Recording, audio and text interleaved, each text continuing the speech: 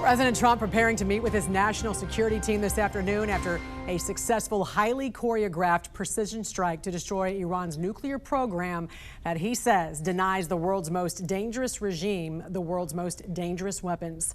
Joining us this morning to discuss is the director of the Center for American Security at the America First Policy Institute, Jacob Oladort. Welcome, Jacob. Good to have you here on the National News Desk.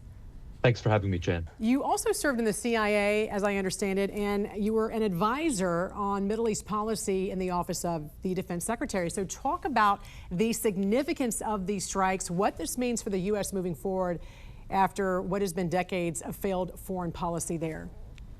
Well, this is a historic event. I think it's my colleagues have compared it to the end of the Cold War in its strategic significance and its change in the course of world history.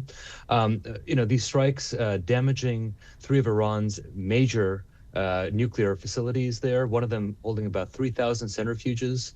Of course, these come on the heels of what Israel has been doing, decapitating Iran's military leadership and research intellectual leadership of the nuclear program.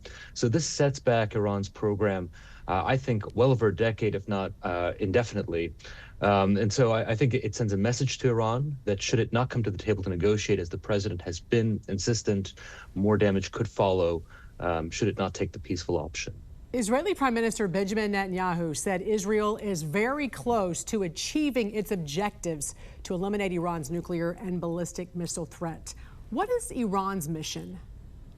Well, Iran has stated its mission in 1979, death to America and death to Israel. And so in some ways, this is the concluding phases of the longest forever war in the Middle East that Iran has waged. But part of Iran's mission, which folks forget, is that, yes, it's establishing a certain type of destructive vision in Iran, but it's also exporting that revolution. And so you've seen that proxy network around the world, but specifically in the Middle East.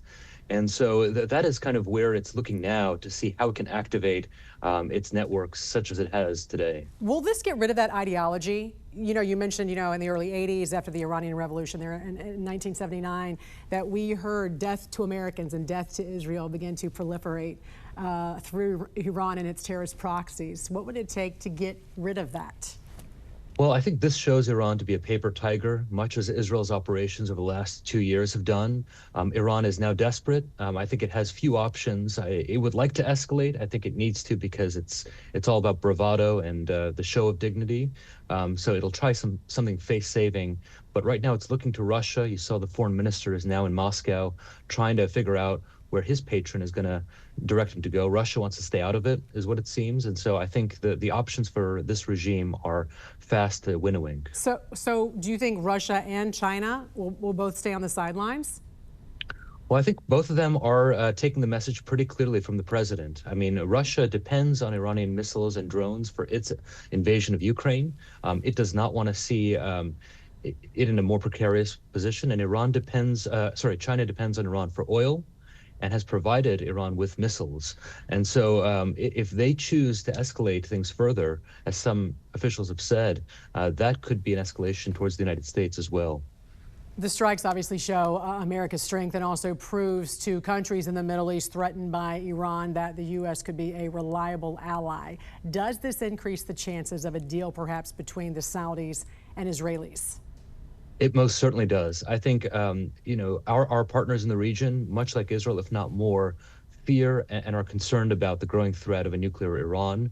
And so this is the sort of action that expedites the prospects for peace and broader cooperation between Israel and its partners, beginning with the normalization of ties with Saudi Arabia. So I think this is the type of leadership and assurance that our partners want to see from the United States. As eliminating threats without beginning wars. Moving forward now, what do you think's next? How worried are you about sleeper cells in the U.S.? What about U.S. military bases in the Middle East?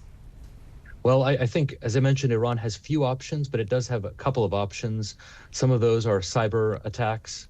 Others are those sleeper cells. Of course, our government is on high alert, high defenses. Should Iran choose to attack, even injure an American citizen, whether at home or abroad, that would be a direct affront and escalation towards the United States. We saw in 2020 what President Trump did when an American contractor was killed in Iraq. He took out Iran's senior-most commander. So I think Iran would be wise not to do that. The Strait of Hormuz, of course, another area of concern, but as the Secretary of State said, that would be a dangerous mistake on the Iranians' part and suicidal for them. Right, because China relies on it just as well Exactly. as the other nations do. Director of the Center for American Security at the America First Policy Institute, Jacob Oladort, great to see you. Thanks for joining us this morning and giving us your insight. We appreciate it. Thank you for having me, Jen.